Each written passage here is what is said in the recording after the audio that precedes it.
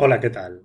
En este vídeo, que hace parte de la sección Jesús, Cristianismo y Espiritismo, vamos a seguir estudiando el surgimiento del cristianismo y vamos a ver en este vídeo algo que es sumamente importante, y es cómo se redactaron los evangelios. Allan Kardec, cuando compuso la estructura ideológica y filosófica del espiritismo, usó en buena parte de su obra los evangelios para hacer una serie de reflexiones al respecto de los mismos. Por ejemplo, en el libro El Evangelio según el Espiritismo, Allan Kardec hace un acercamiento a la moral de Jesús, intentando explicarla dentro de los patrones espíritas, pero no solo de la moral de Jesús, sino también de ciertos conceptos teológicos. Esto lo veremos en vídeos siguientes. Y luego después, por ejemplo, en un libro suyo como la Génesis, aborda algunas cuestiones, como por ejemplo las profecías que se encuentran en los evangelios o los milagros que se le atribuyen a Jesús. Por lo tanto, es importante dentro del movimiento espírita prestar atención a estas obras para intentar responder a una serie de cuestiones que todavía se encuentran candentes. Hay quienes piensan que los evangelios son obras sagradas, son obras que no tienen errores, son obras que hay que interpretar y reinterpretar para ver la verdad que tienen. En definitiva, hay todavía, tanto fuera del movimiento espírita, pero muy particularmente dentro del movimiento espírita, quienes piensan que son obras que han venido dictadas por lo que ellos llaman la espiritualidad superior. Fuera del movimiento espírita se considera incluso que es el propio Dios el autor de los evangelios y el autor de las obras que se encuentran en el Nuevo Testamento. Con este vídeo lo que vamos a hacer es un estudio de cómo se redactaron esos evangelios y llegar a una serie de conclusiones. Realmente, desde el punto de vista espírita, se puede considerar que son obras mediúnicas. Realmente podemos considerar que son obras inerrantes, que están libres de error.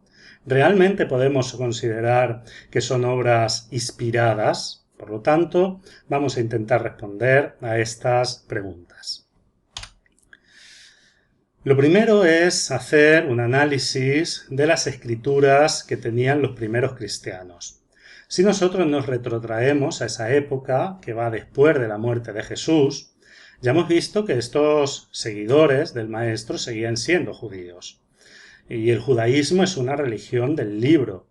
Esto indica que es una religión que está fundada o que está basada en una serie de escrituras, y estas escrituras se consideran sagradas. Es decir, se consideran que estas escrituras vienen de la mano del propio Dios. ¿Qué libros formaban las escrituras sagradas de esos cristianos? Existían en esa época los evangelios, existían las cartas paulinas, existían todo el corpus que hoy conocemos como canon bíblico neotestamentario. La respuesta es no. En esa época los cristianos tenían como escrituras la Biblia hebrea, lo que hoy nosotros conocemos como el Antiguo Testamento. Y todas las obras del Nuevo Testamento se escriben en base a las escrituras hebreas. Y esto es muy importante. Hay cerca de 1000 citas en el Nuevo Testamento al Antiguo Testamento. Por lo tanto, las escrituras originales de los primeros cristianos es lo que nosotros en nuestra cultura llamamos Antiguo Testamento. ¿Cuándo surgen los evangelios? ¿Cuándo se escriben los evangelios? Pues bien, hay varias fechas actualmente, pero tengo que decir que cerca del 90% de los investigadores considera que los evangelios se empiezan a escribir a partir del año 70 de nuestra era. Con esto no quiero decir que es a partir de ese año que se empiezan a redactar todos los documentos neotestamentarios, puesto que las cartas de Pablo de Tarso son anteriores al año 70 de nuestra era. Pero en este vídeo nos vamos a centrar en los evangelios, y todos se empiezan a escribir a partir del año 70 de nuestra era. ¿Qué razones existen actualmente para considerar esto? La primera de ellas es que todos los evangelios son posteriores a Pablo de Tarso, y sobre esto no hay ninguna duda en la investigación, porque Pablo de Tarso, que era muy adepto a la hora de citar, él le gustaba mucho citar elementos, por ejemplo, de la Biblia hebrea, pero no hay una sola cita, no hay una sola cita, y esto es muy importante, en todas las epístolas paulinas a los evangelios. Y esto indica que es muy probable que Pablo de Tarso no los conociera. Es muy probable que cuando Pablo de Tarso escribió no existieran todavía los evangelios. Esta es una razón. Por sí sola, obviamente, no bastaría. Pero hay otro elemento que es muy importante. Cuando actualmente se estudian desde un punto de vista filológico los evangelios, se llega a la conclusión que todos se escribieron originalmente en griego. Y esto no es posible si los evangelios hubiesen sido obras anteriores al año 70. Porque si fueran obras, por ejemplo, del 40, del 50, y realmente los autores hubieran sido aquellos a los que se le atribuye, estos evangelios posiblemente tuvieran sus originales en arameo. Pero esto no ha pasado. Esto sucede, se escriben en griego porque ellos son tardíos y se escriben en una época en la que la comunidad de Jerusalén deja de tener influencia. En una época donde el movimiento de judíos mesiánicos, es decir, de judíos que habían aceptado a Jesús como el Mesías, prácticamente ha desaparecido. Y esto se da a partir del año 70, cuando termina, aunque termina en el 73, pero vamos, con la destrucción del templo prácticamente se da por concluida la guerra del 66. Otro elemento que es muy importante es el capítulo 15 de Marcos, donde hay un claro interés en culpar a los judíos de la muerte de Jesús y demostrar la inocencia de Roma, cuando se describe algo que es totalmente legendario, que no pasó, y esto es importante que se diga, el lavado de manos de Pilato. Esto es una composición de una comunidad cristiana incipiente que quería ya separarse del movimiento judío y que le guiñe un ojo al pueblo de Roma. Y esto no se puede dar antes del año 70. Y luego también el capítulo 13 de Marcos, donde se evidencia un conocimiento de los hechos ocurridos en la destrucción del templo. Por lo tanto, si nosotros hacemos un análisis de todas estas razones, vamos a llegar a la conclusión de que es prácticamente imposible que los evangelios se redactaran antes del año 70 de nuestra era y que la fecha que actualmente es fijada por la investigación científica a partir del año 70 es una fecha totalmente correcta. Otro elemento que hay que tener en cuenta es cuál es realmente el primer evangelio, porque si nosotros miramos el Nuevo Testamento, vamos a ver que el orden en el que aparecen es Mateo, Marcos, Lucas y Juan. Pero es importante considerar que para la gran mayoría de la investigación actual, Mateo no se escribe antes que Marcos, sino Marcos antes que Mateo. El orden cronológico de los evangelios es este.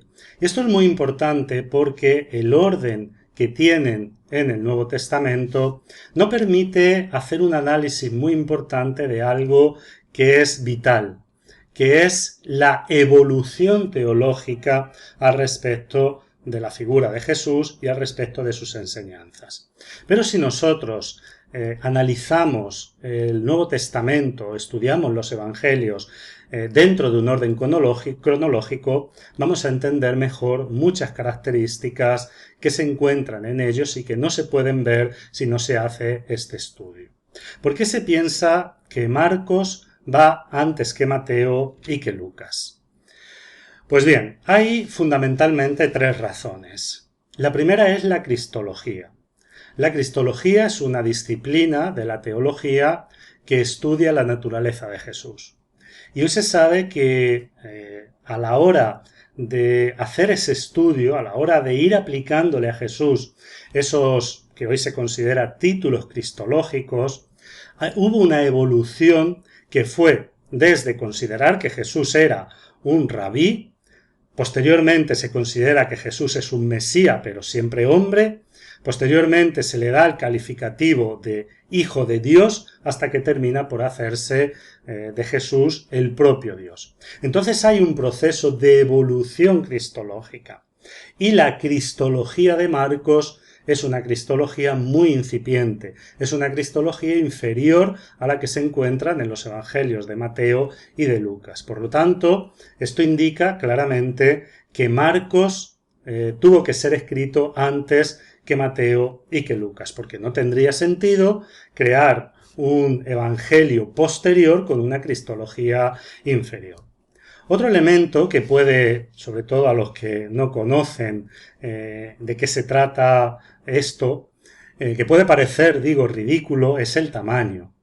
El tamaño de Marcos es mucho menor que el tamaño de Mateo y de Lucas. Y claro, la crítica es, hombre, es que solo por el tamaño considerar que es anterior cronológicamente, pero esto viene dado por un tercer elemento que es la estructura.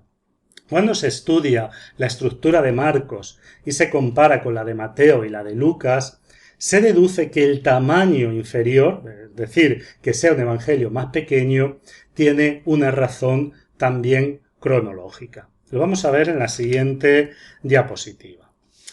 Si nosotros hacemos un estudio analítico del evangelio de Mateo y de Lucas, vamos a ver que Mateo y Lucas tienen muchas divergencias contradictorias. Hay muchísimas contradicciones en el evangelio de Mateo y en el evangelio de Lucas. Pero también tienen una redacción muy distinta, tienen una relación diferente, además de que no coinciden en los tiempos. Esto indica que cuando Mateo escribe su evangelio no conocía el evangelio de Lucas. Y cuando Lucas escribe su evangelio tampoco conocía el evangelio de Mateo. Aunque se da por sentado que quizás Mateo fue anterior a Lucas, esto no se tiene del todo claro. No se sabe realmente si Mateo escribe antes que Lucas o Lucas antes que Mateo. Pero lo que sí se sabe sin ningún tipo de dudas es que Mateo no conocía el evangelio de Lucas y Lucas no conocía el evangelio de Mateo. Y esto se explica por estas divergencias apremiantes que tienen estos dos evangelios. Pero hay una cuestión que es muy significativa. Y es que Mateo y Lucas tienen partes que coinciden casi literalmente. Coinciden en la forma de redacción, en el orden de los párrafos y en el orden cronológico en el que presentan los hechos. Y la pregunta es obvia. ¿Cómo Mateo y Lucas, que no se conocían entre sí, pueden haber escrito ciertas partes de sus evangelios que coincidan a la perfección? Porque la coincidencia es casi literaria. Pues bien, hay un factor que es muy significativo. Y es que en todas las partes en las que Mateo y Lucas coinciden, de esta forma, coinciden también con Marcos. Y esto demuestra sin ningún tipo de duda que Mateo y Lucas copiaron esas partes del Evangelio de Marcos. Por lo tanto, Marcos sirvió de fuente redaccional para los Evangelios de Mateo y Lucas. Luego, si Marcos sirve de fuente redaccional para Mateo y Lucas, indiscutiblemente tiene que ser anterior a Mateo y a Lucas. Y esto creo que es un argumento de suficiente peso. ¿Qué críticas existen actualmente a esta teoría? Realmente las críticas tienen muy poco fundamento. Fundamentalmente son dos. El primero, el papiro Magdalena, también se conoce por papiro Tide, que se supone que es, bueno, no se supone, se sabe que es un fragmento del Evangelio de Mateo y que un investigador, Tide, lo fechó entre el año 37 y el año 70. Por lo tanto, si se encuentra un manuscrito que está fechado anteriormente al año 70 y es de Mateo, lógicamente se debe haber escrito antes del año 70 y posiblemente sea el Evangelio más primitivo. Pero el único investigador que ha fechado este papiro entre el año 37 y el 70 ha sido él, ha sido Tite. El resto de investigadores lo ha fechado cerca del año 200. Por lo tanto, nos sirve como prueba indiscutible para refutar la otra hipótesis. Y otra es el papiro 7Q5, que es un papiro que se encuentra en la cueva 7 de Qumran y que ciertos estudios han dicho que es del Evangelio de Marcos. Y esto situaría el Evangelio de Marcos antes del año 70. ¿Por qué? Porque la comunidad de Qumran desaparece en el año, me parece que 67. Es decir, la comunidad de Qumran desaparece en la guerra del 66 al 70. Por lo tanto, si se ha encontrado un papiro que pertenece al Evangelio de Marcos en las cuevas de Qumran, obviamente debe ser anterior al año 66 o 67. Y por lo tanto esto fecharía el Evangelio de Marcos antes del año 70. Pero hoy no hay ninguna duda de que este papiro no es del Evangelio de Marcos. Hay pruebas internas de los hilos de este papiro que demuestran que pertenece a otro y que no es el Evangelio de Marcos. Por ejemplo, Adolfo Reutemann, que es actualmente el curador de los rollos del Mar Muerto, dice que a día de hoy considerar que este papiro es del Evangelio de Marcos es simplemente ciencia ficción. Por lo tanto, a día de hoy no hay duda de que las fechas para situar cronológicamente la redacción de los evangelios deben todavía mantenerse a partir del año 70. No hay ninguna prueba de peso que demuestre que los evangelios se redactaron antes del año 70, mientras que las que demuestran que fueron posteriores son bastantes y contundentes. ¿Cómo surgieron los evangelios? Aquí vamos a responder a esta pregunta. ¿Fueron obras inspiradas en un lenguaje espírita mediúmnicas? ¿Por qué se escriben tan tarde? ¿Por qué se escriben, si consideramos que Marcos es posterior al año 70, con más de 40 años después de la muerte de Jesús? Y una pregunta que también es importante: ¿cuándo se incorporan al canon de escrituras sagradas para los cristianos? Vamos a empezar por esta primera. ¿Fueron obras inspiradas? Hay que empezar, lógicamente, con el Evangelio de Marcos, que ya hemos dicho que es el primero. Si nosotros hacemos un estudio de la estructura de este Evangelio, vamos a ver que tiene 3 niveles de redacción. El primero, material de propio Marcos. Hay una redacción dentro del Evangelio que tiene una finalidad teológica clara. Y eso es lo que se considera material del propio Marcos. Es decir, algo que hacía parte del pensamiento, de las ideas del autor. Digo Marcos, pero realmente no se sabe quién ha escrito los evangelios. Sigo manteniendo los nombres para citar el evangelio, pero no se sabe si Marcos, Mateo, Lucas y Juan fueron los autores reales. Obviamente, si consideramos que se escriben después del año 70, habría que pensar que no son ellos los autores reales. Pero bueno, quién ha escrito el Evangelio es lo de menos. Lo importante es el contenido.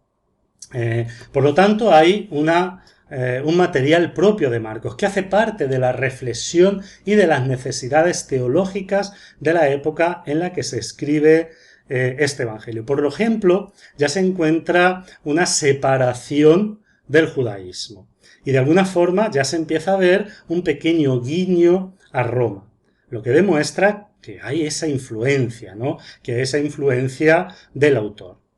Y luego se ha visto claramente una clara influencia de Pablo de Tarso. Hay una importante influencia paulina en el Evangelio de Marcos. Luego hay un nivel de redacción que hace pensar que hay un autor que está pensando en la situación sociopolítica de ese momento y que escribe el Evangelio teniendo en cuenta estas características. Luego hay un segundo elemento, y es un elemento que viene de la tradición oral. Recuerden, han pasado más de 40 años de la muerte de Jesús, pero hay elementos que se han preservado por intermedio de la tradición oral. El pueblo judío era un pueblo muy versado en esta cuestión, porque existía la ley escrita, pero luego los rabí hacían interpretaciones de esa ley. Y esas interpretaciones no se podían escribir. Esas interpretaciones tenían que ser orales. Y el pueblo judío estaba muy acostumbrado a mantener una fuerte tradición oral. Y en Marcos se encuentran elementos que claramente derivan de una tradición oral. Y luego también pequeños textos escritos anteriormente. Hay pequeñas sentencias de Jesús que posiblemente se escribieron para no olvidarlas y que hacen parte de la estructura del Evangelio de Marcos. Si tenemos en cuenta esto, es difícil llegar a la conclusión de que es una obra inspirada, ¿no? Pero vamos a seguir. Luego vamos a pasar al Evangelio de Mateo y de Lucas. Ya hemos visto que hay partes en el Evangelio de Mateo y de Lucas que son copias del Evangelio de Marcos. Pero es que hay también en el Evangelio de Mateo y de Lucas partes coincidentes, pero que a su vez no coinciden con la de Marcos. Entonces estos dos evangelios son evangelios muy curiosos. Por un lado, son evangelios que tienen profundas contradicciones entre ellos, gravísimas contradicciones. Pero luego tienen una parte en la que coinciden literalmente en la estructura, tanto literal como cronológica, en el orden de los párrafos y demás, con Marcos, y que demuestran que tanto Mateo como Lucas se sirvieron de Marcos. Pero luego tienen también una parte en la que coinciden, de la misma forma que coinciden con lo que copiaron de Marcos, pero que no coinciden con Marcos. Y la pregunta es, ¿de dónde surgieron estas partes? Y hoy se baraja una idea que es la existencia de un documento más antiguo, que es un documento que se ha perdido, al que se ha llamado documento Q. Documento Q viene del alemán y significa documento fuente. Es decir, Mateo y Lucas tienen en sus evangelios, en primer lugar, las partes correspondientes a ellos mismos, a los que ellos mismos pensaron, que hacen parte de su teología, de su visión en cuanto al mensaje de Jesús, en los que difieren fundamentalmente en cosas muy importantes. Luego tienen una parte que han copiado de Marcos y otra parte que han copiado de lo que hoy se considera documento Q. Por lo tanto, si tenemos en cuenta todas estas razones y nos preguntamos si son obras inspiradas, en el concepto cristiano es evidente que no. Es evidente que no son obras de Dios, por las claras contradicciones y errores que tienen, porque demuestran a sí mismo una intencionalidad teológica coherente con el tiempo, con el momento en el que se escribe. La intencionalidad teológica, por ejemplo, de Lucas es distinta de la de Marcos, por lo tanto no pueden ser obras de Dios. Y luego evidencian haber usado fuentes diversas. Por lo tanto, si la respuesta es en relación al concepto cristiano, si es Dios quien ha inspirado esas obras, la respuesta es clara, categórica y rotunda, no. En el concepto espírita, si me preguntan a mí personalmente, respondería igual, no. Pero bueno, no se puede descartar una cierta influencia de los espíritus, pero sin ningún tipo de duda, no en el sentido de obras estrictamente mediúnicas. La estructura de los evangelios demuestra que la mano de los autores, además de haber usado fuentes para escribirlos, es más que evidente. Por lo tanto, si son obras mediúnicas, de forma estricta, no. Que haya intervenido algún espíritu en influir en estos autores para determinar alguna parte, quizás, pero no en el sentido de obras estrictamente psicografiadas, por ejemplo. ¿Esto a qué nos lleva? Nos lleva, lógicamente, a no poder considerar el contenido de los evangelios como un contenido inerrante, como un contenido libre de error. Los evangelios son obras de seres humanos y están plagados de errores, y están plagados de conceptos propios de la época en la que son escritos. Y cometeríamos un error muy grave en el espiritismo queriendo explicar y justificar todas y cada una de las partes en las que se componen los evangelios. Porque repito, los evangelios son escritos por seres humanos que participaban de los errores de la época en la que fueron escritos. No tienen más autoridad y más sacralidad que cualquier libro de esa época. Y desde mi punto de vista esto es fundamental, que se integre dentro del concepto espírita, para evitar hacer esos fenómenos de sincretismo en el que hacemos interpretaciones totalmente bizarras, totalmente absurdas, de conceptos que a día de hoy no encuentran ningún paralelismo en la cultura en la que nos encontramos.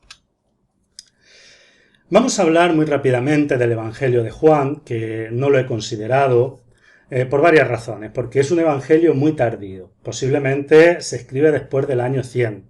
Es un evangelio que no tiene nada que ver con los otros tres, a pesar de que el autor sí los conocía. Hay un texto muy claro de Eusebio de Cesarea donde dice que el autor del Evangelio de Juan había estudiado los otros tres evangelios y consideró de alguna forma que la imagen que se presentaba de Jesús no era suficientemente enaltecida, no estaba suficientemente idolatrada. Entonces se decide a escribir un evangelio con un claro concepto, por un lado cristológico, ahí ya se presenta a Jesús prácticamente como Dios, y por otro lado soteriológico.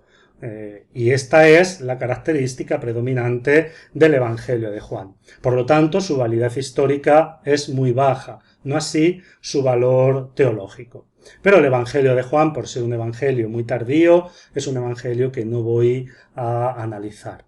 Tengo que decir una cosa, y es que hay muchos que consideran que el Evangelio de Juan pudo tener influencias gnósticas, e incluso hay quienes piensan que el Evangelio de Juan tuvo influencias escénicas.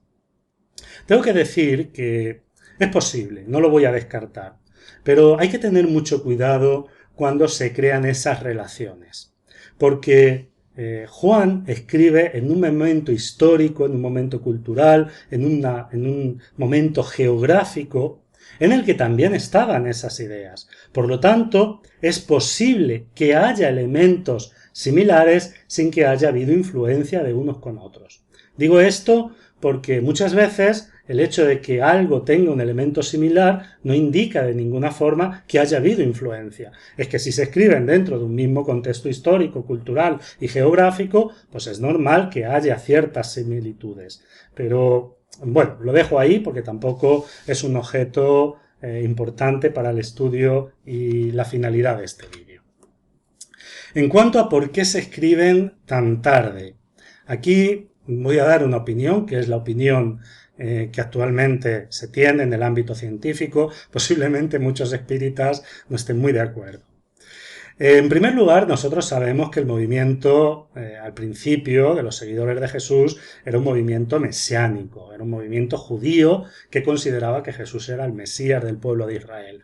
Repito, la palabra cristiano es el equivalente griego a la palabra mesiánico y por lo tanto es evidente esto, ¿no?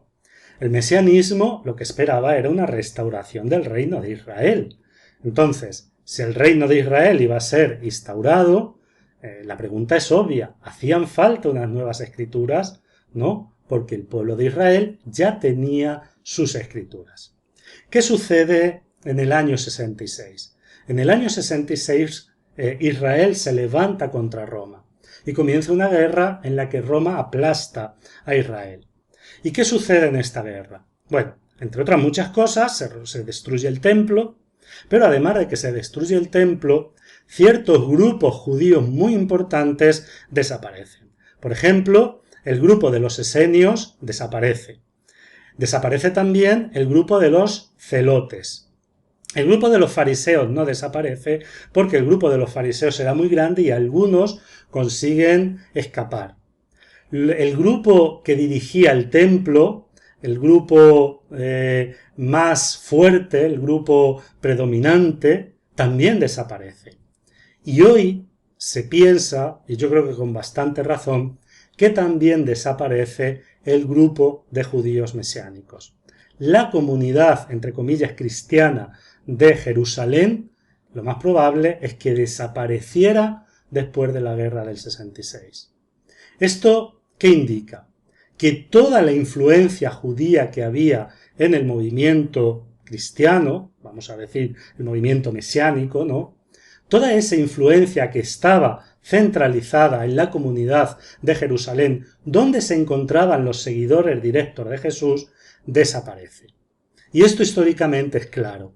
Hasta el año 66, la comunidad más importante dentro del movimiento era la comunidad de Jerusalén.